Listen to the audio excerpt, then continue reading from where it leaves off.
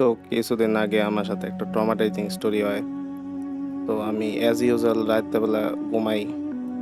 তো ঘুমানোর পরে আমার রান্নাঘর থেকে থালাবাটি বাড়ি খাওয়ার আওয়াজ আসে। তো আমার ঘুম অতটা মানে না, মানে সহজে ভাঙে না। তো আমি ওই দিন কেমনে জানি উঠা যায়, আমি ওই থালাবাটির আওয়াজ শুনি না। তো আমি উঠা রান্নাঘরের দিকে যাই। যাওয়ার পরে মানে তার আগে আমি খেয়াল করি যে বাসার কেউই উঠে নাই।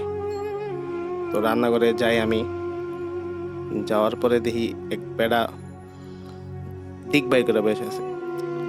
আমি আমি আর কইতাছে যে আমি পর্যাপ্ত মানুষদের হেল্প করার জন্য পানি পেতে এসেছি। আমি দেখা অবাক হয়ে যে ওর আবার হাত নাই। তো ও দিক বাই করে বসে আছে কেমনে? আর ও ও ২ তলা বিল্ডিং এ উপরে উঠলো কেমনে? আমার বাসার দরজাও তো লক।